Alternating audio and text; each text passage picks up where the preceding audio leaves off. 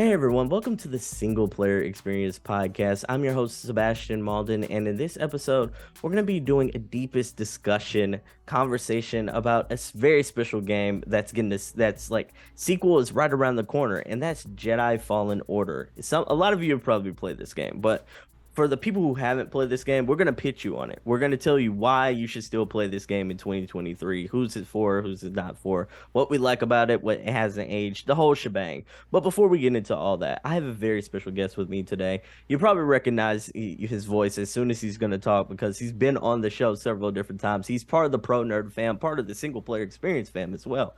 So my guest today is an amazing writer. He is an amazing podcaster, and he's just a dope overall individual. Ladies and gentlemen, he is the one, the only Alejandro Segovia. Alejandro, how you doing today? How you doing, Sebastian? Nice to be back. Third time now. Yeah, for sure, for sure. You Yeah. know, we almost gotta make this a tradition, just a once a month sort of thing at this point. Yeah, I wouldn't mind. Like, especially because you get to be like the host, and Yeah. I get to just chill because flipped around. And the other times you've guessed, I'm the one that's kind of like emceeing the show. So I kind of like just being able to sit back and be the role that Paul is for me in the other show, where he just gets to react and you get to ask questions. Hmm. And even though sometimes, like when we did our solo episode late February for Destiny, we kind of like flipped the script a little bit, like when I was giving my Destiny review. But glad to be back at the Pro Nerd Report / the Single Player Experience. And also congrats of becoming part of the, what is it, the Nerd Dots? Yeah, the Mega Dads, Megadats, yeah. fam, yeah. Everyone in the single player experience, I've become a part of the Mega Dads podcast family, as well as the UCP podcast family as well. It's been a lot of I guess you could say acquisition season in the video game industry, and I've kind of joined that session. Don't worry, everyone. The Single Player Experience podcast is still its own thing. It's not a part of anybody yet. They got to throw that hard earned cash at me before I sell out. Yeah. But Before it we'll get, dissolves and becomes one thing. yeah, for sure, for sure. Before we get into all that though, we'll say that for another time. I gotta ask you, Alejandro, what have you been playing lately? So, for the purposes of the show, I had been playing Jedi Fallen Order. This was my third time playing through that game, like completely, and this was my first time playing to completion and platinum run on PlayStation 5. So my previous run was just on PlayStation 4, and then my life has just been consumed by Star Wars. I went back to like old Star Wars games, like went back to play The Force Unleashed, which is I backwards love those. compatible on Xbox 360. I reinstalled the EA Battlefront games, the first one and the second one, and the games that were received coldly at launch, and now that they're like a complete thought, they're actually really good. Going back to them now that like the first Battlefront was like notoriously for launching so incomplete, like with only like 3 or 4 planets and not much to do for a multiplayer game, and then they fed it up. And then same with Battlefront 2, ignoring the microtransaction fiasco of 2017. Now that is like a complete thought, also really amazingly beautiful renditions of Star Wars battles. And I even went even farther. Like I did my toes at Jedi Outcast, did my toes at Jedi Academy. I tell you, it's like I'm living and breathing Star Wars in a way I haven't since before the Rise of Skywalker. Wow. I was telling some friends that it probably took me 4 years to finally heal from that movie, and get to be have that childlike excitement for Star Wars again, where it's like something that Star Wars can be so filled with negativity sometimes, especially when it comes to discourse. But I've learned to just shut that off because it's like, since I was little, it's like I love the prequels. Then growing up, hearing how much people effing hated them, and that not computing, and feeling a little bit more critical about the sequel trilogy now that it's all done. But I feel like my relationship with Star Wars is different than many others, where I really like a lot of it. Even rewatching a bunch of the TV shows, so it's all been Star Wars for me. Like I'm in that Star Wars mood, I tell you. And so Mandalorian, yeah, yep. I'm kind of curious. What's your favorite Star Wars game of all time? Oof. Star Wars Rogue Squadron 2 Rogue Leader on GameCube. Wow, that's Yeah. a throwback. I like that. Yeah, that was like a launch game for the GameCube. That was a visual like showpiece for the GameCube, also next to Luigi's Mansion. And I think that game is like a pure distillation of what I want from an arcadey Star Wars like space game.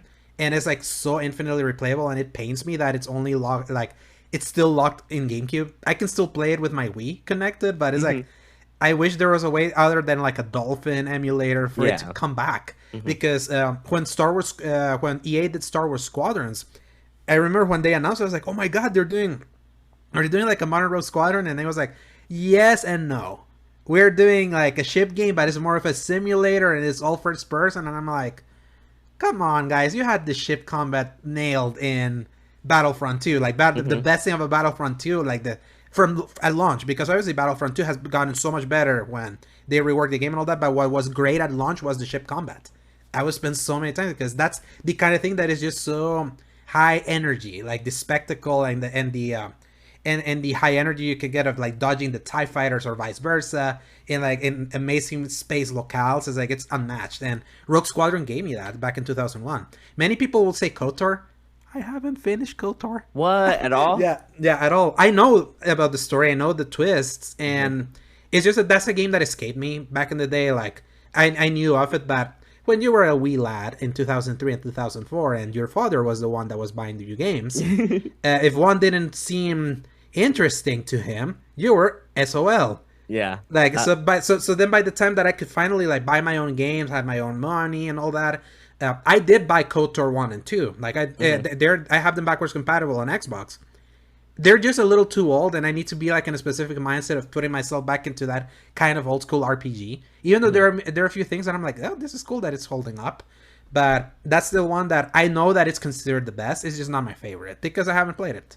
I understand. I don't think that game ages very well either, to be not honest. with the comment. That's why I was excited for the remake. That's kind of like dying at the vine right now because they removed the developer. They put another one. We don't know if it's happening. It's a heartbreaker. I would love for, like if a modern day Core Tour game ever does come out, because, like you said, there's been a whole lot of debacle about the development cycle of that. I would love it to be more so like Dragon Age and like Dragon Age games. Like I love those games, and I also love the Mass Effect type games as well. Like I would love it to be a BioWare type experience more so than I would actually want it to be an old school KOTOR experience. Yeah, and from what I understood of what they were doing with the KOTOR remake, they were completely remaking how it played. They were gonna try to keep the story because that story is immaculate. That's still like beyond Mass Effect. Some people consider the first KOTOR the BioWare's most top tier story, especially like when, at the time it came out when the sentiment towards the prequels, unless you were a kid, was like negative. So it was like one of the greatest gaming stories of all time came from that period of Star Wars. So I had heard that apparently the game was become more action RPG because obviously KOTOR 1 and 2 have this like pseudo turn-based combat, but not really. It's just kind of like just selecting like the commands and let the things play out, even though it's not like going on a Final Fantasy thing there you have the two sides, wait for one to attack and all that. It was just kind of like a weird real time but with stops kind of combat. They were gonna make it more like active. Mr. Matty Plays, who is like big KOTOR guy, apparently he had like sources that gave him an idea that they were taking inspiration from something like Jedi Fallen Order, which we're gonna talk about, kind of like what they were aiming for the comment. And I'm like, if they were able to like take the story of that and merge it with Jedi Fallen Order's combat, which is the best part of that game, we're gonna talk about later, it's like that would be like the perfect game, wouldn't it? But it's like, where it's just sad. It's like Star Wars is such a heartbreaking franchise in video games. How many have we gotten? How many promising games we've heard about that just got canceled? It's like it just feels like it's a, I don't know, it should feel like it should be the easiest thing in the world. Like it really should. And before we get into the topic of the show, like I've been playing a lot of indie games recently. It's sort of like my bag, I guess you could say. But like I know you whenever you come to the show, I am expecting you to like tell me and Paul like about an indie game that we just like ignore, or because that's not where we actively look. So tell me. What's the latest batch? What are you buying? Like, what you selling? Now, the crazy thing is, like, we were talking about before the show. I was playing a League of Legends, the Maid Seeker game, and the way like that game looks and the way like that game kind of plays, it's very arcadey. It's very Hades like. It seems to me like you can almost put like any IP in that kind of like that almost like perspective. Yeah, pixel art style as well, and like it should just be an easy development cycle and a really intriguing story that you can tell, and a smaller experience as well. Because like I was thinking to myself, I'm like, not all games have to be, especially licensed games, have to be big 3D projects. it seems like I would almost want some like smaller scale projects, especially if you're telling like a smaller intimate story, to Mhm. be in that kind of like maybe like a 2D pixelated art style to where you can kind of like tell a story about like the a last stand of like a Jedi or something. Yeah, is it voiced? Like, is that game fully voiced? Yeah, it's fully voiced. Yeah. Okay. And the thing with doing those kind of games, also that if you want to get them out quicker, Yeah. and you don't even need to voice them, like as No. long as like the writing is strong, you can get away with like a. It's Yeah, like exactly. so many games, and they still work on that kind of aesthetic. So, and we could get more of those. Oh yeah, I would love that. Like, I was playing that earlier and I was thinking to myself, I'm like, this would be like the perfect X-Men game to where like you can have like a level where like Cyclops, you're just controlling Cyclops and you like that Hades style field of vision to where you using Cyclops' different powers and maybe the different visors that you can get along the way. I'm like, there's so many cool applications that I feel like everyone kind of dismisses that art style Mm, and dismisses games like that. yeah. But like the IPs are just ripe for that Yeah, nowadays. I would say that yes. I think like the more general consumer will like with their noses at that kind of arsenal. But if Mhm. there's something that I really love, especially that happened within the PS4 generation onwards, is that it feels like more often than not, more people than you would expect can like embrace that kind of art style again. I mean, even something like Hades that's a little bit more high quality, but still something more Yeah, cartoony. It's like that was like unanimously received as like everyone's favorite game of 2020, yeah, especially in the same year that the AAA leanings that were leaning more towards like Last of Us Part Two, but Hades was the one that was like more champion like overall, and and I feel like it's like there will be your casuals that all they care about is like, okay, I bought a very expensive machine. I want all the like the bells and whistles, the 4Ks, the hmm 60 frames, like the next gen. And I feel like there's like they may be silent, but there's a lot of people that appreciate like a more simple video game, oh yeah, especially considering like how AAA in general has just been like uh, inundated with just the live service or the very bloated open world. So it feels like then like when you get something like this, feels like a mana from heaven. yeah, That is like okay, it's like it's nice to playing a more simpler experience, that's more digestible, that like harkens back to what gaming used to be. And I think that's the beauty of where we're currently at. That those games can exist, and even you have the people that may ignore them, they are not ignoring like in big quantities, and they can find success. Is it? And that's the thing. Are we still getting those kinds of games? Because a lot of people are buying them. Maybe yeah, not in for the sure. billions or millions, but it's like enough that makes up for like the development cost that obviously is way cheaper than like the big AAA productions. So, Yeah, for and I'm sure. glad we're still gonna keep getting those. And kind of like you were saying, I wish we could get like more franchises kind of experiment with that, Mhm. kind of like as offshoots. Yeah, I mean, like we kind of got like a couple of like IPs recently with like TMNT Shredder's Revenge was one recently to where like Beloved, yeah, for absolutely sure. beloved game last year. Yeah, for sure. And it's a smaller experience. Mhm. It probably like you can probably pump a game out like that in less than 3 years, and you can still get a lot of the license quality that you expect from a big AAA game into a smaller experience like that. Yeah, And imagine and like a game like that with Jedi's in it.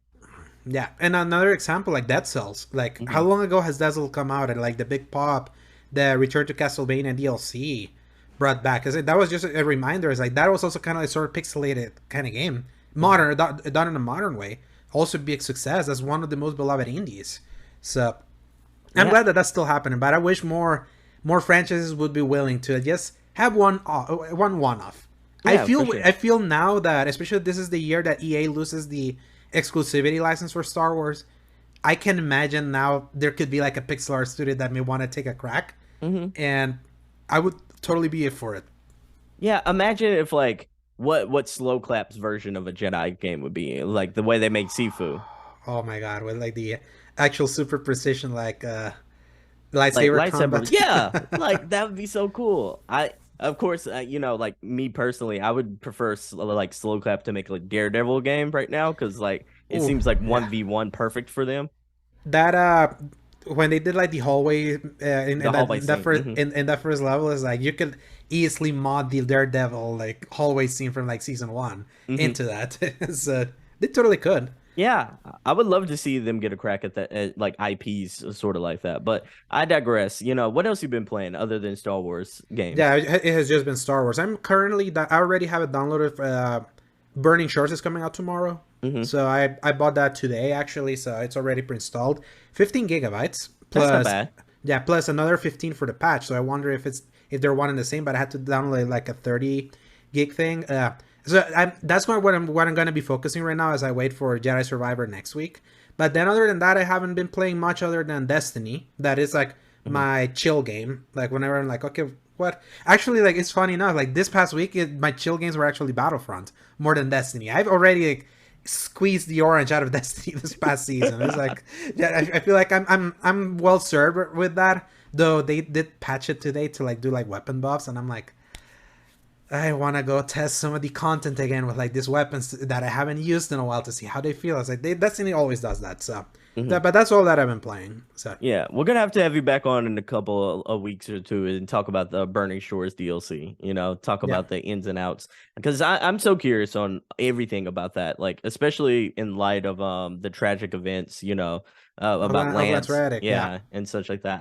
I wonder like how they're going to approach that Yeah, subject as as well. far as I know, he did record for Burning Shores because he put like back when he was still with us, he would like post tweets of him like being like in the mocap suit or ready to record. It's like it's man, I miss Lance. And Lance also big. Do you see what Destiny did? Because Lance Yeah, the Reddick was tribute. like the Hmm. tributes of everyone that weekend was like gathering around his character and just kneeling, and like it was such a heartwarming moment to like mourn something in a way that it doesn't happen in other mediums. How many times have we lost like so many great actors for movies and TV shows that all we can do is just like send a tweet or post like a good memory on like Facebook, but being able to like gather as a community to like mourn together, like a loss that's for everyone. That was like such a beautiful tribute that a game like Destiny in its pseudo MMO kind of like structure allowed fans to have kind of like that release. And now we know that he recorded at least the next few seasons before he passed, so we still will get new content from him for Oh, a that's little sweet. bit. Yeah, Hmm. but it makes me also worried, Eric, how are they gonna like write him off also? Yeah, Like, yeah. Did they say how long the Burning Shores DLC is going to be hours wise? I don't think they have said. I am assuming it's gonna be like Frozen Wilds because Yeah. it's priced similarly. uh, I wasn't a huge fan of Frozen Wilds, but I think that was more because I had been long gone after having finished and platinum the original Horizon and going back to that, and that DLC was just so much harder. The things that Hmm. they threw at you, so I feel like I was out of my element. I wonder if that's gonna happen here again, but I think what I'm more curious about Burning Shores is I want to see if my love for Horizon is still there. Oh, Like, like period yeah, overall. just period. Because I champed that was my most anticipated game last year. That was Hmm. like when me and Paul recorded our most anticipated, how we did it when you Yeah. visited way back then. Hmm. That was my number one. I was like so adamant that Horizon Forbidden West like had all the trappings to be like that defining sequel that was gonna just improve on a solid foundation like the first game. I can Kind see of like that. the Hmm. like going from Uncharted to Uncharted 2, the first Mass Effect to Mass Effect 2, or even Assassin's Creed 1 to Assassin's Creed 2, which is kind of like more the classic example of like sequels that are leaps and bounds better. And obviously Elden Ring happened. And the thing is that even as Elden Ring was happening, I held strong. I was like, yeah, I'm gonna try to commit to Horizon. I'm gonna beat it, even though the entire internet is just all about Elden Ring right now. Paul immediately like dropped Horizon to go straight into Elden Ring, and then when I finished it, I was like, I enjoyed this. After a few days, I was like, uh, what happened? It's like Yeah. there was just something about Forbidden West that was like, oh man. And I felt the same thing happen with Zero Dawn. When you're playing those games in the moment, they're so great. Yeah. They're so beautiful. Like everything controls so well. But kind of like the Avatar movies, the 2009 one and the run we just kind of got, they feel like sugar highs. That once they run off, it's like they didn't linger. They don't linger in the mind like other stuff, Oh, gotcha. like other stuff does. And to me, it's like games that can live rent free in my mind are a sign of like games that are like very special, Hmm. or more like going from something really great to very special.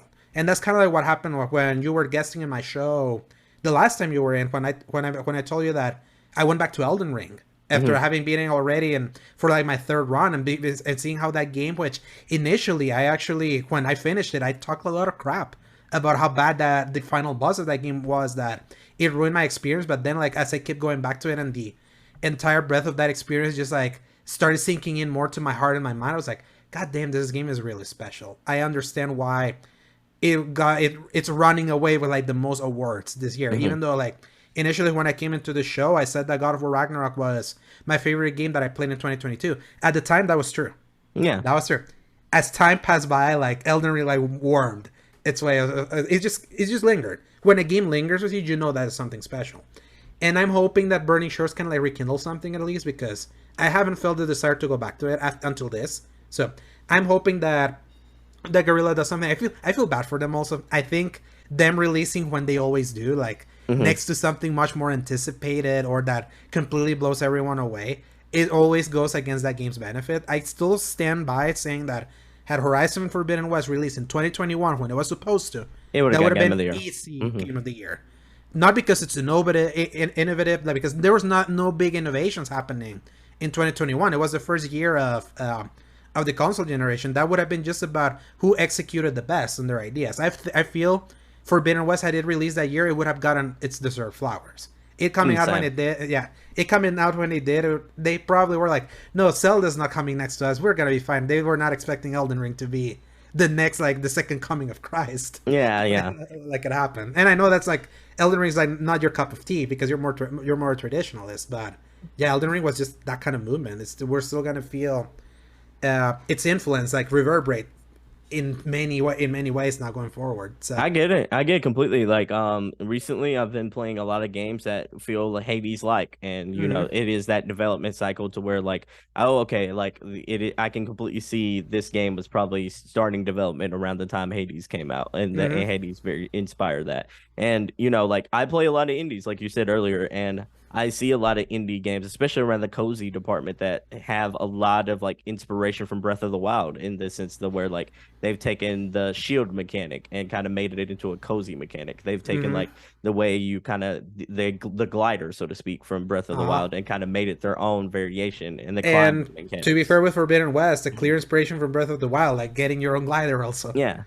So but not full inspiration, because you couldn't still climb everything. No, for sure not. But no, I think, you know, like before we get to the topic of the show though, like I was pondering for a little bit while you were talking, like perhaps Horizon Forbidden, like the Horizons trilogy is going to be remembered like the original God of War trilogy, to where like, like it's always been overshadowed, because you can make an argument that God of War really it wasn't the forefront of Sony until like the 2018 version. Actually, no, I actually disagree. God of War was the forefront for Sony. You think so? Yeah. Back if you go back to PS2, it was like Kratos became the face of PlayStation. By the time God of War 3 was announced, that was especially at the time where PS3 where PS3 was like struggling. Many people were holding off from buying a PS3 until God of War 3 was like fully revealed and had like a solid release date. And in fact, if you look up like sales charts data, God of War 3 is just behind. It was just behind Gran Turismo 5 as like the best-selling exclusive on the PS3 initially. I can get that. Yeah, the thing is that generation, Nathan Drake then became the for face. Sure. Yeah, that was like when you could say like it used to be the face, then it got overshadowed when Nathan Drake became a big thing with Naughty Dog, and then the 2018 version brought back Kratos as like the face. So it's kind of like interesting. It was like that big back and forth with who was face, and I don't think Horizon has hit like the quite beloved status for that Kratos did like initially back in the day. Yeah, but I feel like when all is said and done, depending on when the third game launches and it's seen as a complete thought, maybe down the line it's like its appreciation can grow a little bit more. It's just a victim of circumstance, because the problem is that those games are really good also. That's the thing that sucks about Horizon situations. Like those games are like high 80s. There's like they're like what you want out of like a open world game, like traditional, like in that old school style. Yeah, so I think that was the point I was trying to make though, is like, like when I think of like that generation, the PS3 generation, like You're right. God of War was the forefront, but it was during a struggling time, and it was also that thought No. process to where I associate that era as the Nathan Drake era. Yeah, Like because they were the ones that yeah, that then rose from that, because hmm Kratos was the big thing late into the PS2 life cycle. He saw the end of PS2. God of War 2 launched as like the final exclusive of that console. yeah, for So sure. so yeah, it's like it definitely like it lost God of War lost its stardom in hmm PS3. But it used to be the face.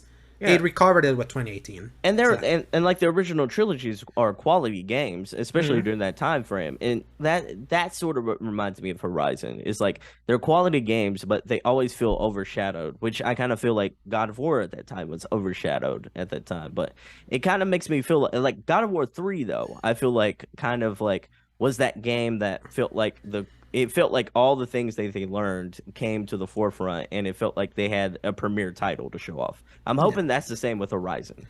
Yeah, the thing with God of War 3 was that what actually hurt it was that it was so similar to 1 and 2, and the only thing that was like so notable about it was like you had not seen spectacle at that level No, like they that were. It's like behemoth battles. the behemoth battle at the beginning was like pushing at a time where the PS3 was like struggling in graphics so much, like having the 1-2 punch of Uncharted 2 that completely unlocked the potential of the PS3.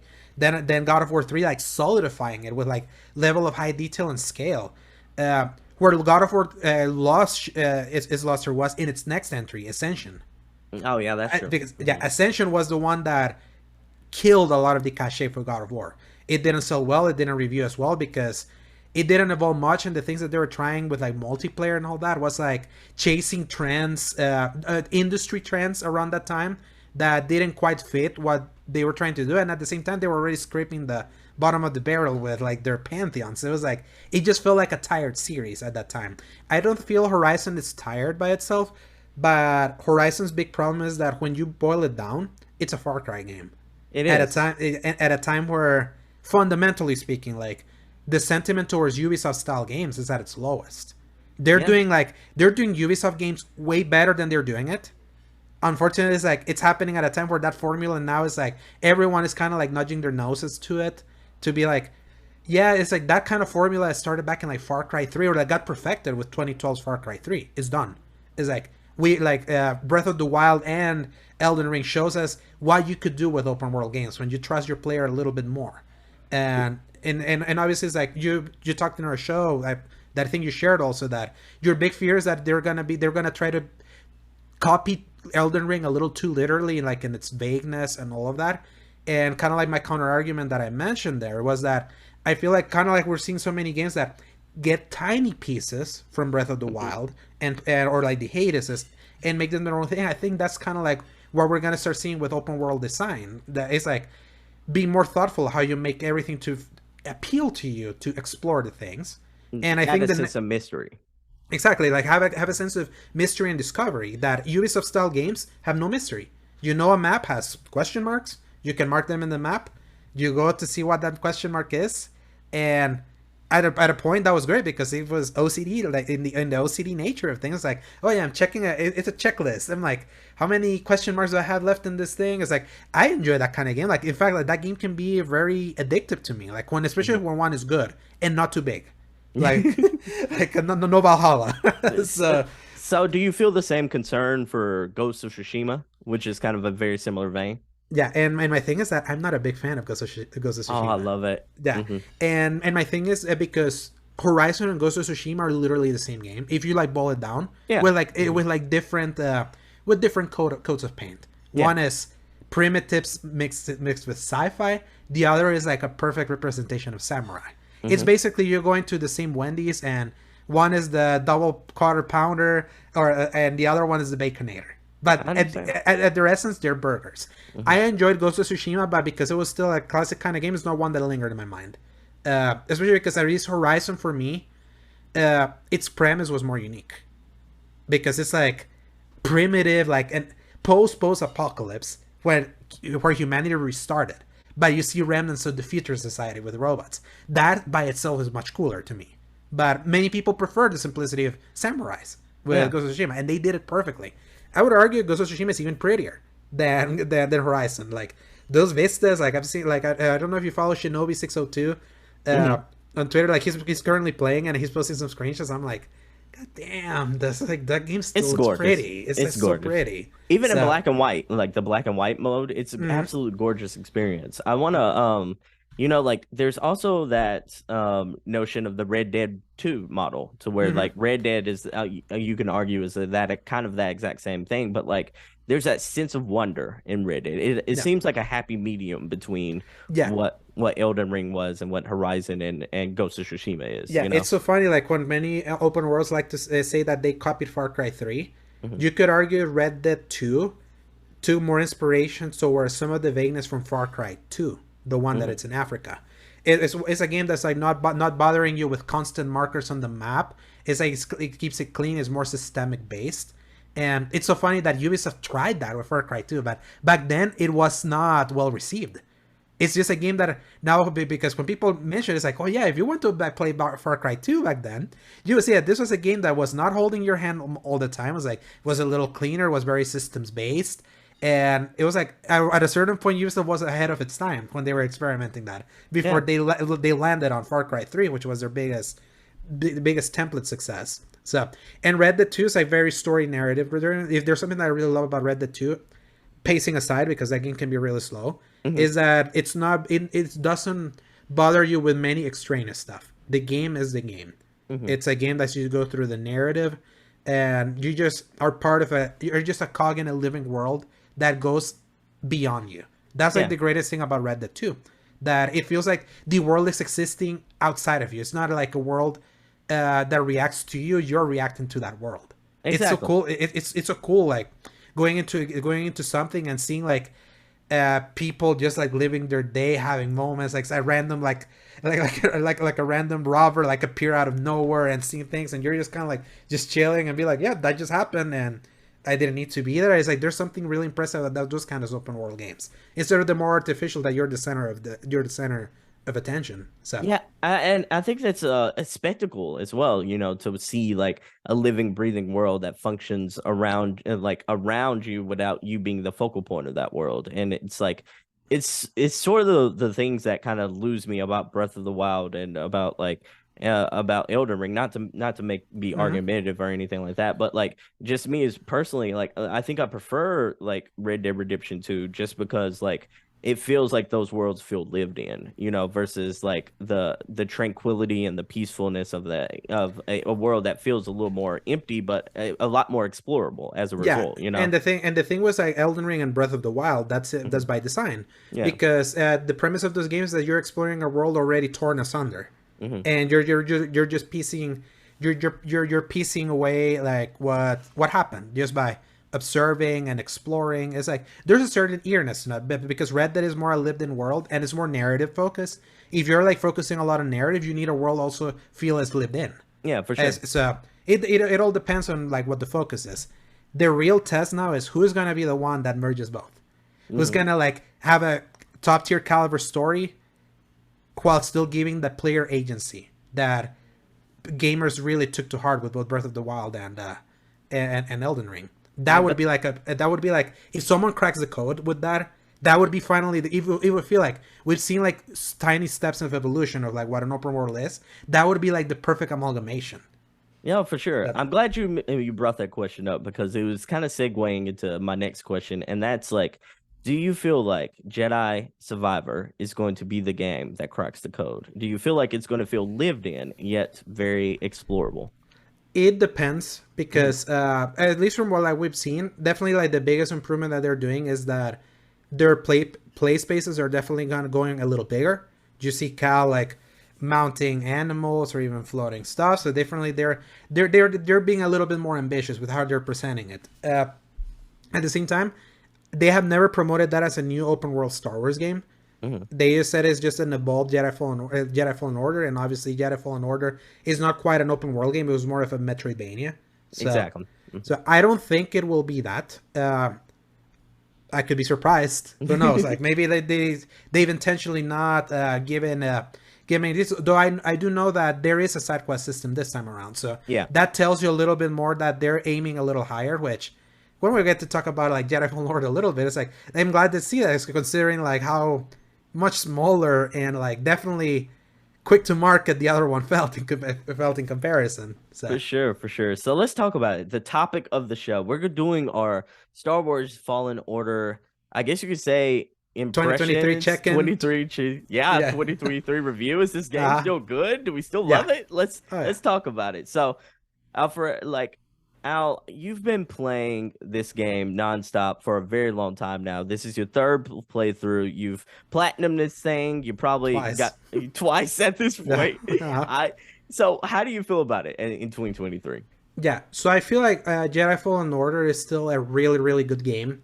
Especially, like, it always impresses me thinking how this, like, Fallen Order was Respawn's Horizon moment. First person shooter studio that then pivoted, or at least a team they had kind of like pivoted into something completely different and nailing a lot of it on their first go, while still being relatively very imperfect. Um, I like it's very hard to like separate myself from the time when we got Jedi Fallen Order back in 2019. When we got Jedi Fallen Order, it had been 9 years since we got a true single player Star Wars game, because the Yeah. last one was The Force Unleashed 2. And let us not forget, Little Force Unleashed 2 was incomplete.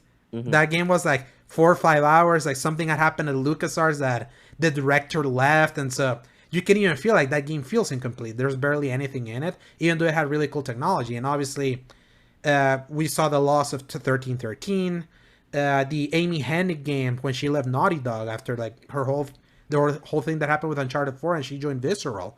They were making Project Ragtag, which was the single player game that was going to be like an Uncharted style Star Wars game, and that got canceled. Both like by problems in development and EA's focus on trying to pursue service games at the time. So we were only getting Battlefront games. So the multiplayer, so we had not gotten a true single player Star Wars game that narrative driven, certainly beefy, a little meaty. It's like not too long, but it's fairly like it's fairly substantial for the Yeah, kind for of sure. for the kind of game it's aiming to be. So by the time it came out, I said it earlier, it's like the whole Mana from Heaven. Fallen Order at the time felt like Mana from Heaven. It was like the finally we get a really good Star Wars game. However, it's like those rose tinted glasses hides the fact that that game came in very half cooked. Like that game at launch was like it had a bunch of technical problems, T-posing, like weird graphical issues that even till this day have not been fully fixed. Like poor Wookiees. They still look ugly. Yeah, they still look ugly as sin. Janky, there's a weird janky animation, especially for the kind of game that it's aiming to be, which is like definitely a game with Souls-like underpinnings, but not fully that. It was like it's definitely an amalgamation of many different games. You can argue that it's Tomb Raider. You can argue that it has some Uncharted in it. You can even make some parallels that both God of War 2018 and it has like similar design underpinnings, which, funny enough, makes sense. The director of Fallen Order used to work at Santa Monica. He was God of War 3's developer. So he had that like melee background to it. So there's a certain finesse to it, but there's still like so many undercooked ideas that even till in 2023 you still feel that like animation spasm, like the animation spasm that happens in enemies. That a key to a good Souls like is knowing how to read your enemy and knowing how to properly read when you're going to dodge, when you're going to block, when you're going to attack. And so many enemies have like some such weird janky animation that doesn't make the combat feel super smooth. But even though it's relatively imperfect, the way that even till this day, like that game oozes Star Wars. That game like respects the license, like the beauty of like these era of Star Wars games that are all canon, because this game had the story group like overseeing a lot of it. This game feels a piece to the entire saga. It's like when you look at it, it's like you can see where this could fit like next to like a Star Wars Rebels or a Star Wars The Clone Wars, or even pretty soon Rogue One, and even the Obi-Wan show, which the Obi-Wan show made reference to this game when you go to the Inquisitor base. It's like that the whole layout of that base is just straight up from this game, which is where as far as I know, this is where it got introduced. So yeah, it's like because it does Star Wars so well, it elevates the package. It's like we were talking a little bit in my show when you came in to talk about Hogwarts Legacy. To me, like from a presentation and visual quality, like production value, Hogwarts Legacy from moment one nails it in a way that Jedi Fallen Order back in 2019 didn't, because of how quick it got to market. It kind of like I was mentioning to you, I learned that a lot of this game was spent in pre-production because it was Stig Asmussen, the director, trying to prove to Lucasfilm that they could do a Jedi game.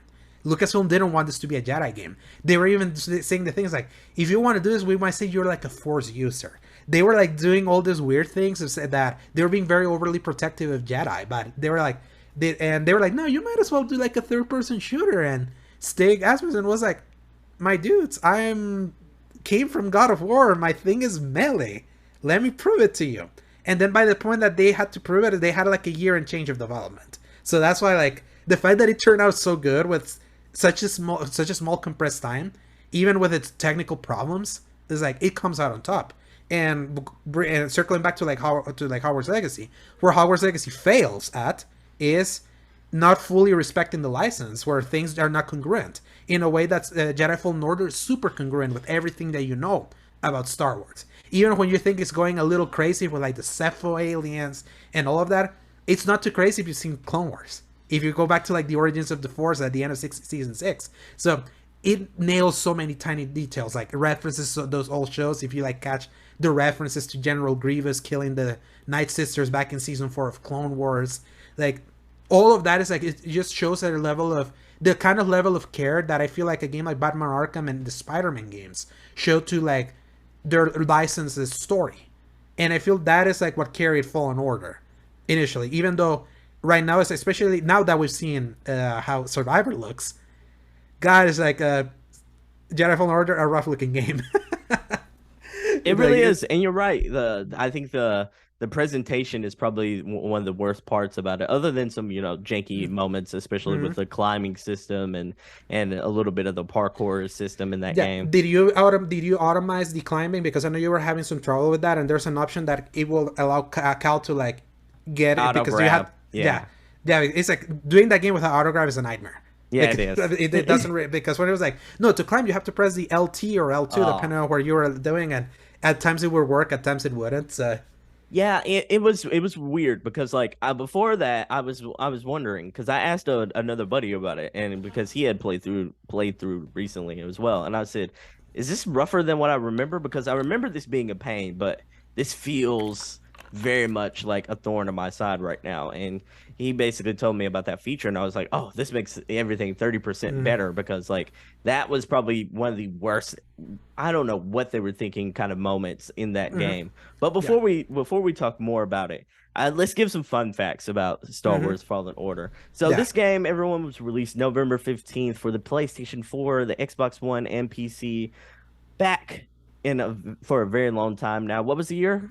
2019. 2019, everybody. So, and fun fact, the same week The Mandalorian came out. That's amazing. That's so cool. I didn't even remember that. That's cool. Yeah, it was like Disney Plus launched that week with The Mandalorian, and a few days later, Jedi Fallen Order launched. And so cool. At least for a few weeks, it was just Star Wars bliss. It was like, because before that, we had just gone through The Last Jedi and Solo. We know like what discourse became around those two movies. So like getting the 1-2 punch of Mandalorian and this next to each other was like, it felt like it was like, oh man, it's like, that line from Lord Santeca from The Force Awakens. It's like that starts the whole movie. It's like, this will begin to make things right. That's kind of how I felt before Rise of Skywalker happened. So yeah, it's like those came out the same week, perfectly timed, I would say. Yeah, I would definitely agree with that. Like another fun fact about this, it is said that the next gen edition, we both played this on next gen consoles for our replay through. You played it, I believe, on the PS5. I played PS5. it on the Series X and S this time around, just to kind of get some more trophies, considering I played the original game on the PS4 back in the day. Yeah. So though the PS5 version separate trophy list, so you could get like another trophy list there. Yeah, that is true. It's just it was my laziness. I only have one PS5, and it's upstairs and in my game room upstairs, and I'm like downstairs in my living room over here. Is your X? It's my S, and then X is upstairs as well, and then my PC automatically has a Game Pass on it. So it's just one of those things where it was just like, it's just super convenient now. But shout out to Xbox to be able to like keep playing that game like smoothly from like 6 separate systems. Yeah. For sure. And it's like you pick up you like it doesn't matter what console I was playing on, because I even tried it on like PC just to see how everything would turn about. And whether it be the cloud, Xbox Cloud Gaming, or whether it be just natively on PC, it played exactly where I picked it up at. Mhm. So yeah, shout out to them for that. And then like the next gen version came out June 11th, 2021, which Yeah, really I seems remember. like, Yeah, yeah, it seems like yesterday, really. yeah, that was also the day that, if I'm not mistaken, that same day, Ratchet and Clank Rift Apart came out also. Man, you're a And it, encyclopedia. yeah, and also, this was the day after Summer Game Fest that revealed Elden Ring, Mhm. and right before E3 started. The last E3, as now we know. Yeah, So, which you're by a the way, human. yeah, yeah. You're a human encyclopedia when it comes to these sort of I, things. yeah, you can ask Paul like how many times like I school him like in history. Mhm. I remember just specific moments like that, and they announced that next gen version on Star Wars Day, May 4th, 2021. That it was like, yeah, you're gonna get a free next gen update. And earlier that year, what's funny is that earlier that year also, they made a patch for the Xbox One X and PS4 Pro versions, so you could like play them at a higher frame rate if you still had those versions on the next gen console. But they still gave us a free next gen patch, like a next gen version for free. So That's amazing. it's a shout out to Respawn that, as undercooked as this thing launched, they kept working. They definitely kept working, and this is definitely like it's in a much better state than it was way back then. Oh And yeah, for sure. but it's still like, I feel there were just some fundamental things that no matter how much they could try to nail the nails, they were always like keep popping up. So they were like throw their hands. It's like it's as good as it can be. So Yeah, and they did a really good job, all things considered. Like you said, they had so many hurdles to kind of jump over to get this game out. This game should not be as good as what it ended up being. and the most important one, EA didn't care about this game. No, How not do at you know all. that? How do you know they didn't care about this game? How was this announced? E3 2018. Andrew Rene asks Vincent Pella at the E3, like, well, he was sitting. It was like, hey, so, and you got anything new for us? It's like, yeah, we are working on a Star Wars game. Oh yeah, what's it called? It's called Jedi Fallen Order. That's all they That's had. crazy, So, and so that's how they announced it. No trailer, nothing. We got the trailer reveal on 2019 Star Wars Celebration. That's how far we had to wait for us to see what that game was. Even though we knew they were working on a Star Wars game back in 2016, that was the initial announcement. that is insane, Yeah. absolutely insane. So, another fun fact about this game, it said that it was a commercial success, selling more than 10 million copies by 2020. It was nominated for several end of the year accolades, including Best Action Adventure Game at the Game Awards in 2020. Yeah, and that's like the tragedy also that this game in 2019 launched after the cutoff date, That's so like a sad. day after, because I would argue that this game deserved a spot in that, like, in that stage that included Sekiro, that included Resident Evil 2 remake, that included Super Smash Bros. Ultimate, that included Death Stranding.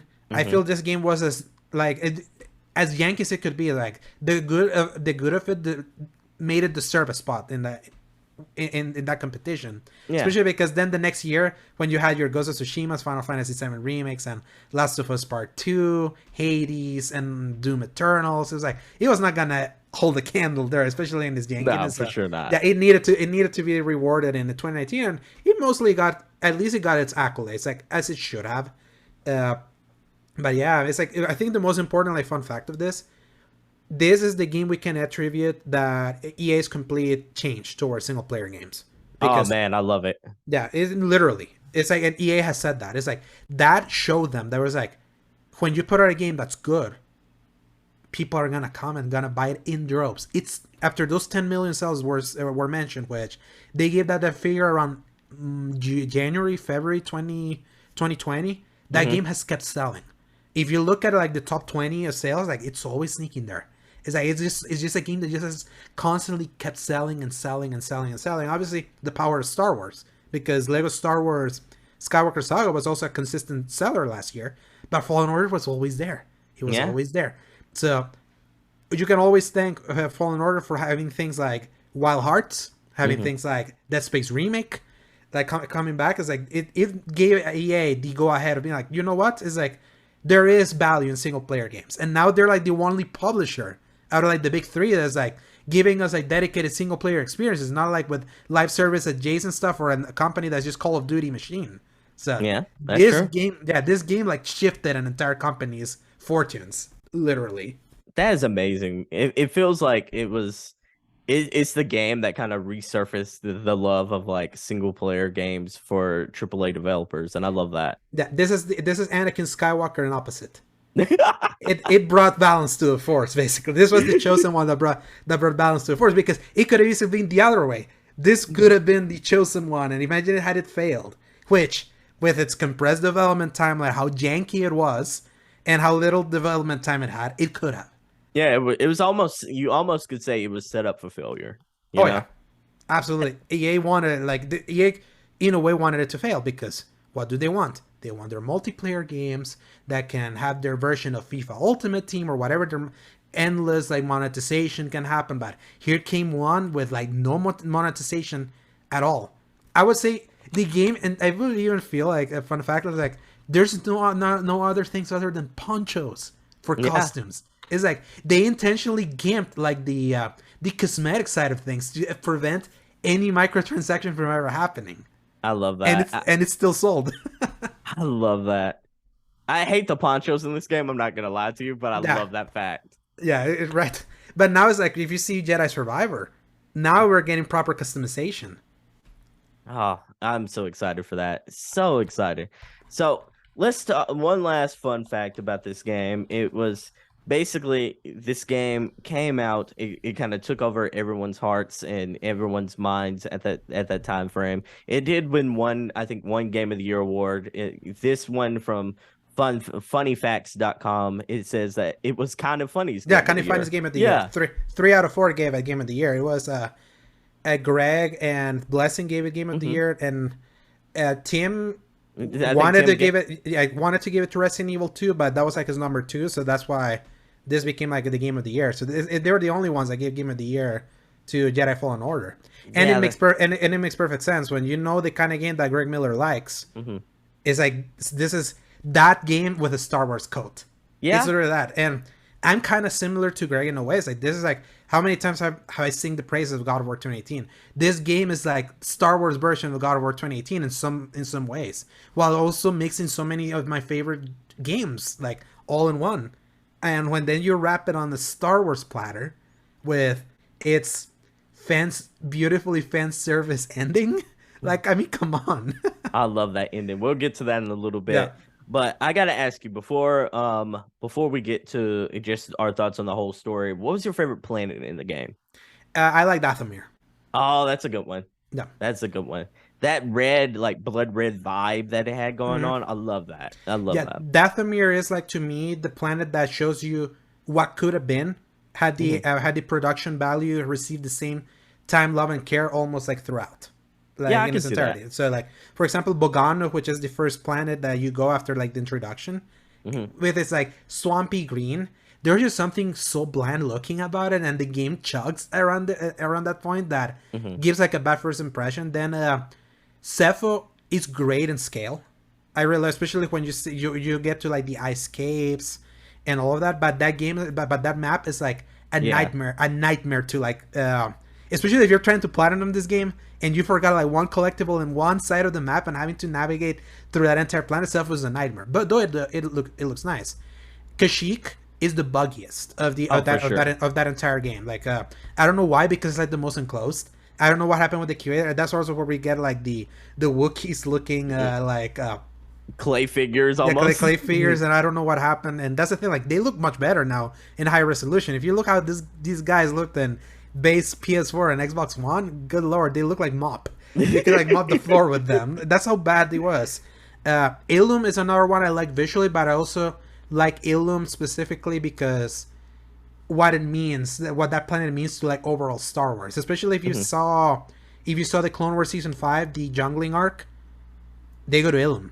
Oh, really? Yeah, I didn't notice that. Yeah, they go to Ilum. That's where they do this. That's where they do their, because that jungling arc is them like creating their lightsaber. So Oh that yeah. so you're recovering your lightsaber halfway through the game, like going to that is like a reference to that. And if Oh you find yeah. and if you read the collectibles, like you get references to like Jedi's bringing people in there to make their lightsabers. And also a fun fact, Ilum is Starkiller base. Oh, that's really cool. Yeah. So because That is the really laser cool. that destroys planets is the lightsaber kyber crystal. Ilum is the place of the kyber crystal. So Skylar, so Starkiller base was built there. So or is it R.I.P. Starkiller base Yeah. in the Force Awakens, but yeah. That's really cool. So Ilum and Dathomir are my favorite. Just especially because I feel Dathomir is the best laid out of all of that map. It's like it's very big, but it feels like there's like sensible ways to navigate through it, and it looks really pretty. The red in that is like, ooh, this is that's the moment where I was like, this is what I wanted, like from production value. I can The, easily see that. I can so, easily see that. Yeah, I'm right there with you because like I actually like was it Bagano? Like yeah, I but like the way some of the creatures look in Bagano. yeah, But the big frogs. yes, exactly. Mhm. Exactly. I'm a big fan of this anime called Konosuba, and they always get ate by those big frogs in that anime, and it kind of reminds me of that. So like that kind of has a special place in my heart. But I do like Dathomir is probably my favorite, just because it's the one world where I can tolerate the map. Oh Like yeah, all the rest of them, I'm like I hate the map. I almost wander around aimlessly rather than use that map. yeah, and especially the lack of fast travel just makes exploration in this game such a pain in the ass. Oh, for Like sure. it's so unfortunate because I like Metroid Prime. Like the map of Metroid Prime is very similar to this. Here's the thing: Metroid Prime 2002 game.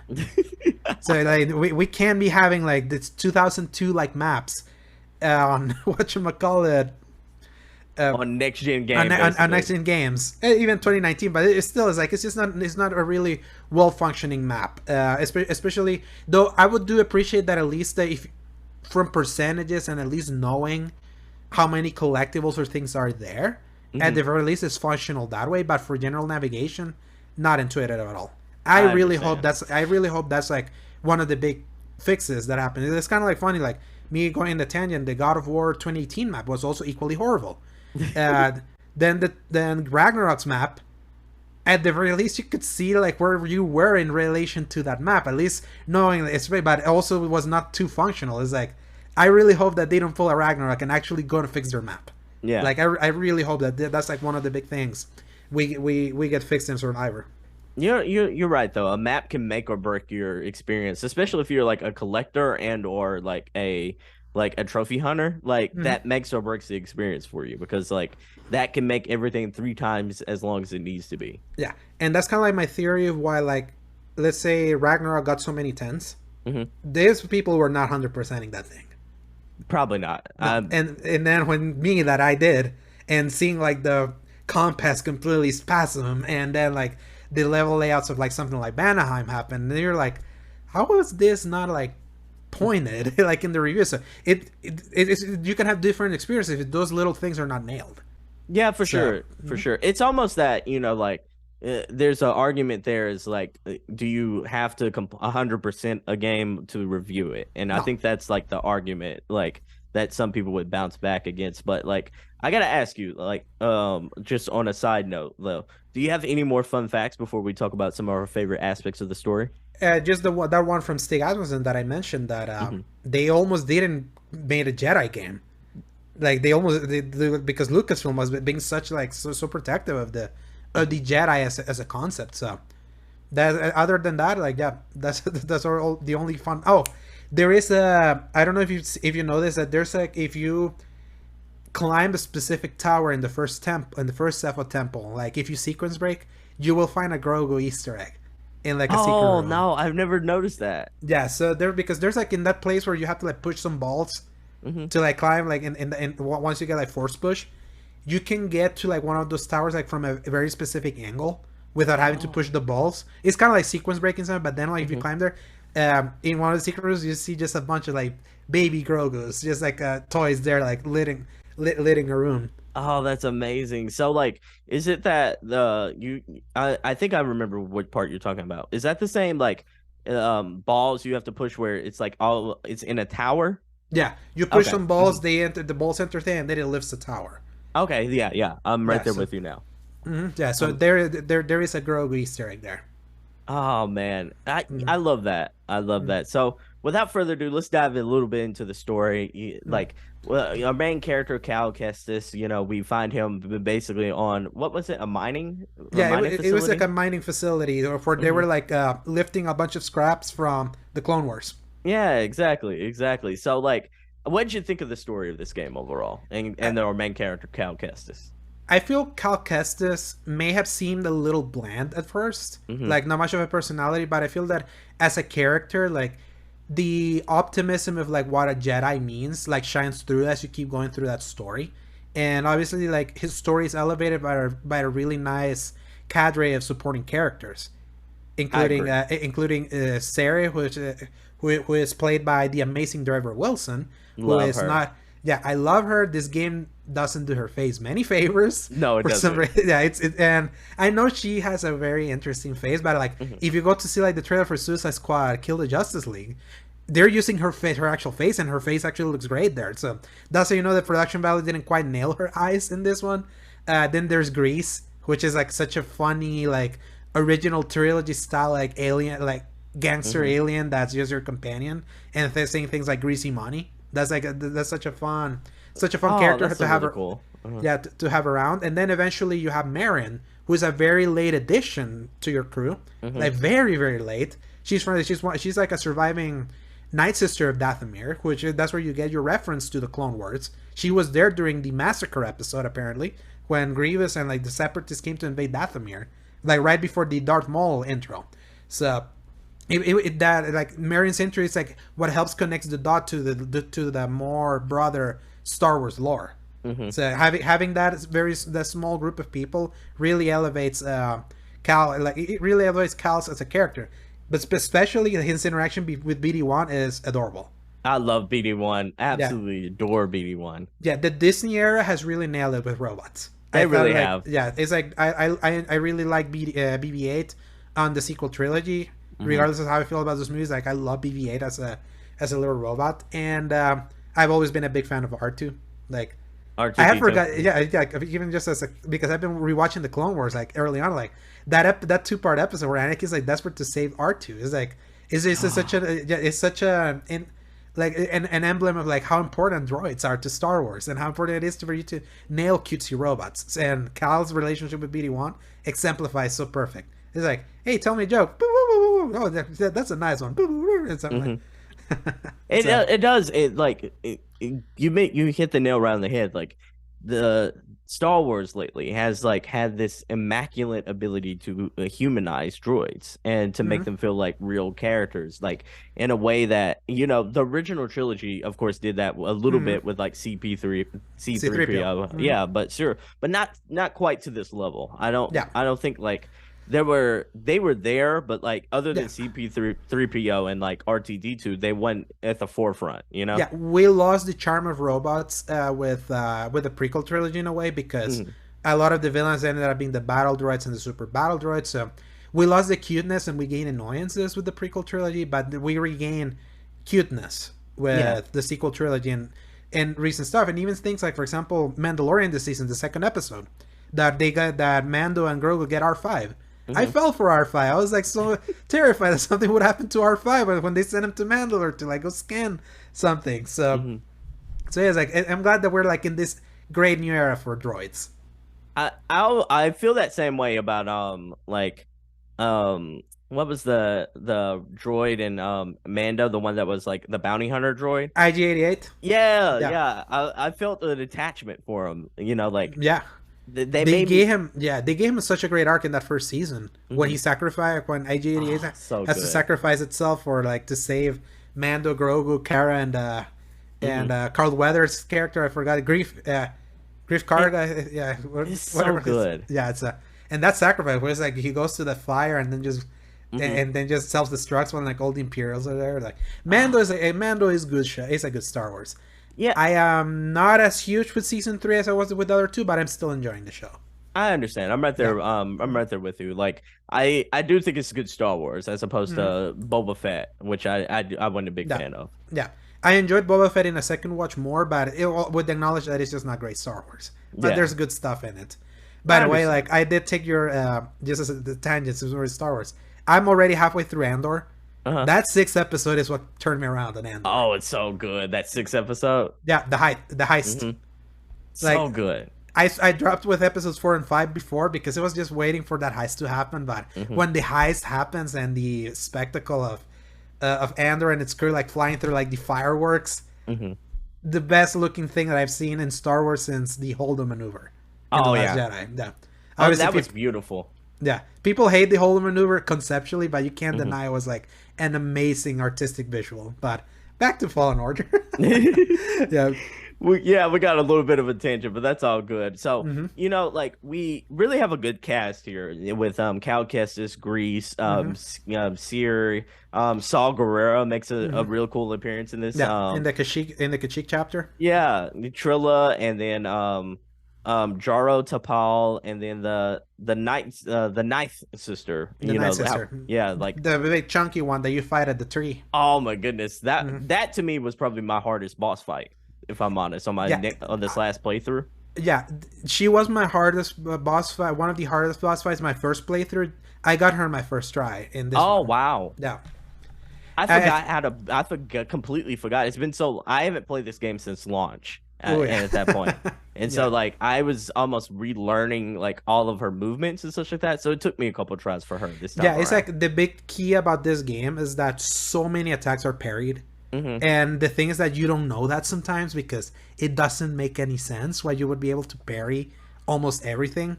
No. But everything it's like, unless the enemies like they get like a red, they're like they become like red before the attack. Those are the only attacks that are not parryable. But then everything is parried. And that was something that was messing me up back then in 2019, that I forgot that everything was parryable. Yeah. So I would just try to dodge around, but sometimes some attacks are not meant to be dodged, so that could like mess you up, especially like one of those the nine sister likes doing like weird combos when she starts like jumping, slamming the floor, elevate some stuff, and then throw the sword at the same time. If you're not parrying, then you're screwed. Oh, for sure. For sure. So how do you feel about this game in 2023? Do you think people should still play it? I feel it's still a perfectly playable game that is the best it currently is, but with the caveat that it's still not a very polished experience. It's like it doesn't have kind of like the artistic and the artistic production value that defines the very best in a way. But I feel like if you love Star Wars, it's like I can't imagine you playing this and not falling in and not and this game not reaffirming your love for Star Wars. Yeah, like, I'm right there with you. In many of the different areas. I feel like it's a game that starts a little rough. Maybe not the most exciting of things, but it's a game that just gets progressively better until like it hits a very specific point halfway through the story that really juices you up. Like, all right, everyone, we're going full spoilers now. Like, so be warned if you haven't played this game. We gave you our impressions. I also think you should go play this game. It's a good Star Wars experience. If I were to score it like this, I would put it like this. Oh, really? This at launch was like a 7 out of 10 game that I loved like a 9 because of how well Star Wars was nailed, while acknowledging its faults. Nowadays, with the patches, I would bump it to like an 8, and I would love it like a 10. Let's just put it like that. So. But while still acknowledging that it's not perfect, but that's just how much, like, if you're a Star Wars fan, like, that's gonna carry it a lot. Oh yeah, a lot of what Respawn did with this. So, really, like, taking the gloves off now. Yeah, taking the kitty gloves off. Everyone, we both recommend this. I would probably give this an 8 out of 10 as well. Like, go check this out if you haven't already. We definitely recommend you play this in 2023, especially if you have a next gen console. Yeah, and if you've been like redeeming your games on PS Plus, like this was given as a PS Plus freebie back in January, so you probably have it. And if you're not, it's in Game Pass. If you have a Game Pass Ultimate over on Xbox and PC, you can play it there also. So yeah, no excuses now, everybody. Okay, kid gloves are off. Let's go. Spoilers. What'd you think of the story? Spoilerific. Yeah, it's like the story, like, to me, like, the moment that you get the flashback to Order 66, that's the moment for me where this game becomes like, yeah, this is good, I'm enjoying this, I think it could be better, to like, oh wow, we're like seeing the, like, a different perspective from like Order 66, from like outside like the usual suspects, and then that's when you're taken to Illum, like you're like getting the experience to rebuild your lightsaber, like and understanding like you get the little lore that will remind you a lot of that whatchamacallit, the jungling arc from Clone Wars season 5. Oh, that's a good pull. Yeah, and then on top of that, some of the things about the philosophy that about what Jedi are currently is like they come to a head, especially when you like what's the name of is it Marcos, the guy that you fight in Dathomir that's like a fallen Jedi that's like controlling the Dathomirians, played by so played by the way by Leah McIntyre, who took over Spartacus in the Spartacus TV show and was the weather wizard in the Flash TV show. That's so cool. I didn't realize that. Yeah, I didn't know that until like I looked it up. I was like, he makes such a great. That's such a like that old man. That's the hardest fight, by the way. I feel like that is the hardest fight against him, in Dathomir before like you enter like the end game of the game. So I feel like this game touches on the philosophies of what the Jedi Order used to be, and what current Jedi want it to be or think it is. In a better, less cynical way than what something like The Last Jedi touched. I completely agree. Yeah, where something like The Last Jedi was like Luke saying like the Jedi Order has to die or something like that. I feel like this presents those philosophies in a little bit more balanced way.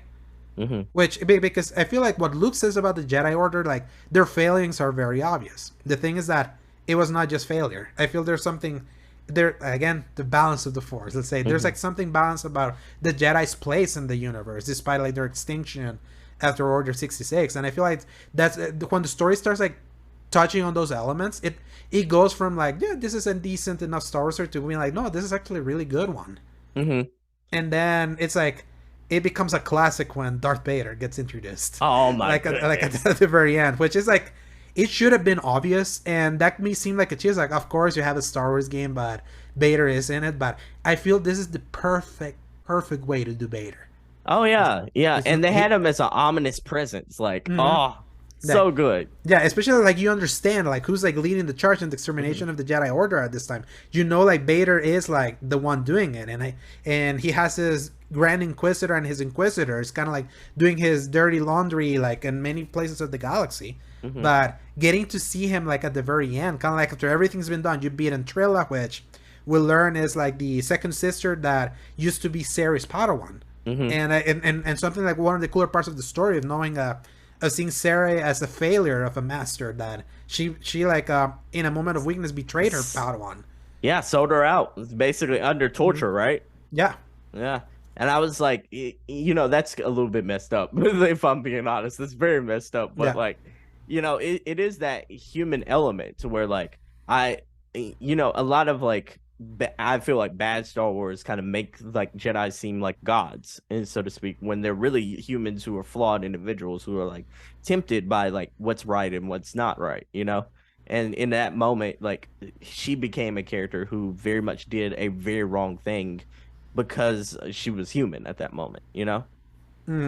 Exactly, and that human, and it's good to have a humanized a humanized character as your villain, especially because you don't get many bosses in this game. It's like it's a very compact game.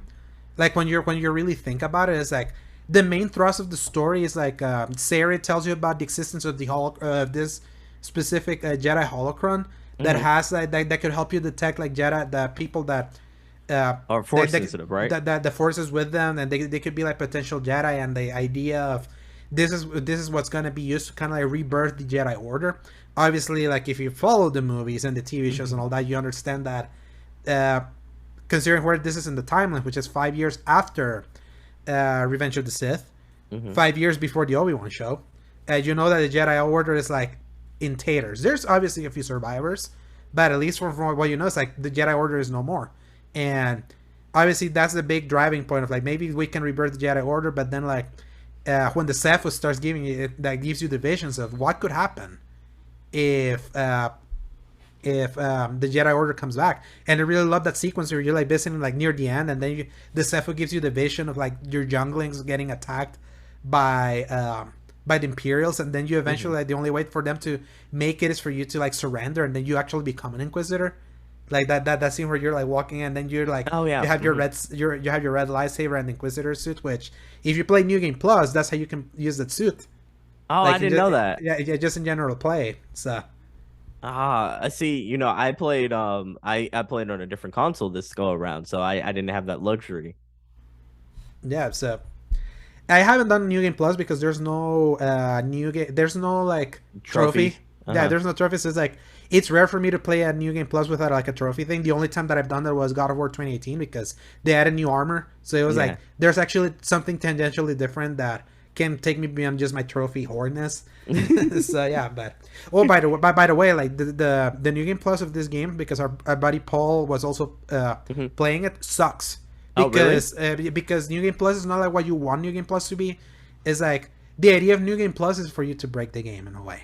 Oh no. That's Yeah, so weird. yeah, because it's like when you have, it's like God of War Ragnarok recently getting this New Game Plus thing. You have everything Mhm. plus more like from the very beginning. So now just play the game. It's like the sanctity of the game is done.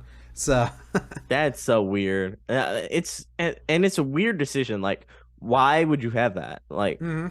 it seems like it would just you're almost like fighting against yourself. I'm like, why do that at this point? Exactly, because it's like it just hurts the replay value of this, especially Mhm. because, like I mentioned, like the first half of this game is at worst okay. It's good in parts, but it's like the excitement really happens halfway through. Mhm. So it's especially when everything's unlocked.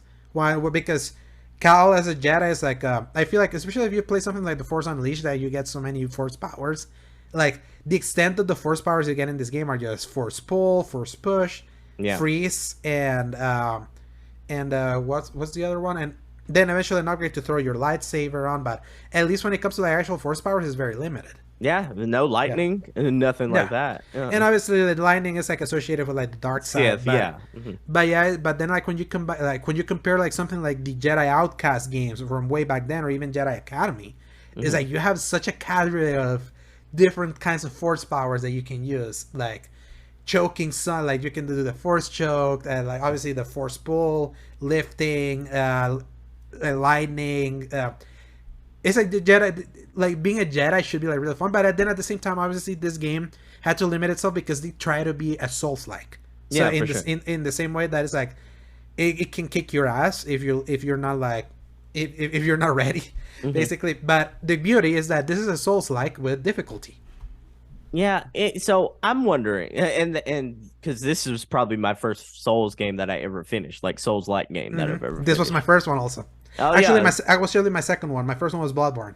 Oh, see, man, that's my Yeah, leisure I still. know. I'll get to it one day, but like I'm looking at that kind of like gameplay, and I'm thinking to myself, I'm like, how can you implement more force moves in Survivor Hmm. that would be fun, but not like, but still keep up that same spirit of Yeah, the genre, you know? yeah. I feel like from what I've seen, like their evolution has been adding combat stances. Oh, okay. Yeah, so just based on like on the preview that I saw for the IGN first that happened a month ago, I think, Hmm. is like Cal will have like way different stances to be able to attack enemies. There's gonna be like one that uh, it will make the sword like the cross hilt that would be like if you were doing like a heavy sword, Hmm. which will not like fully lock on an enemy, but if you land your hit, it's gonna like land even more damage. There's obviously the double lightsaber stance, the normal stance. So it feels like there can be like more variety that will make sense for the universe without making Cal like the new Star Killer, Yeah. because that was the thing with Star Killer back in the Force Unleashed. It's like it was fun, but it was like he was way too powerful for like the Oh, for universe. sure. I mean, Yeah. like he like with the Force, he brought down the Star Destroyer. Do you remember that when he brought back? Oh, He yeah, brought down where he was pulling a it back down. yeah, Mhm. yeah, from like from the skies of Raxus Prime. So It was very unrealistic. Let's be honest. yeah, yeah, exactly. And here was funny is that back then, like Force, the Force Unleashed was canon for Hmm. Star Wars. Like, That's yeah, stupid. yeah, exactly. So I was like, I mean, yes, the birth of the rebellion sort of happens there. That was like before we got the Rogue Ones and all of that, Hmm. but because that was still under George Lucas, and apparently that was a story that George Lucas like signed off on. So that's why I was like, no, Uh, this story is actually canon. But then when Disney took it, they were like, nah. No. That's not canon. And especially like what ruined it was the fact that it was incomplete with the Hmm. Force Unleashed 2 when that game ends with you capturing Darth Vader after cutting his hand. That's crazy. And Like, and, then, and the Force Unleashed 3 never happened. So no, no, we don't need that to be canon. That it sounds like it's almost like fan fiction hmm in a way. yeah. It, and It just breaks the reality. it really does. It really Yeah. does. So like we talked a little about like our favorite worlds. Do you have a favorite character in this game? Outside, I would say like my favorite was definitely Sarah. Oh, I She's like that. just she's just the most interesting, like most nuanced of them. It's like this character that has been that shut herself off from the Force intentionally because the last time she used the Force, like she committed like an atrocity that caused her Padawan to the dark side. While she's Hmm. still like having a dark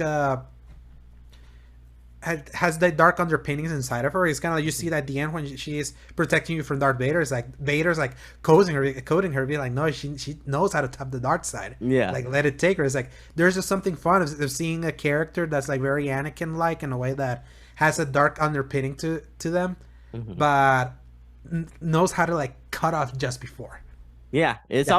it's almost like a tease, or if she's actually gonna go dark, Mm-hmm. like, but they cut it off right before like she crosses fully over, and I like that. I really enjoy that because it's a little nuance there to where like they kind of play with you a little bit, Mm-hmm. give you a little bit of a tease, and I like that.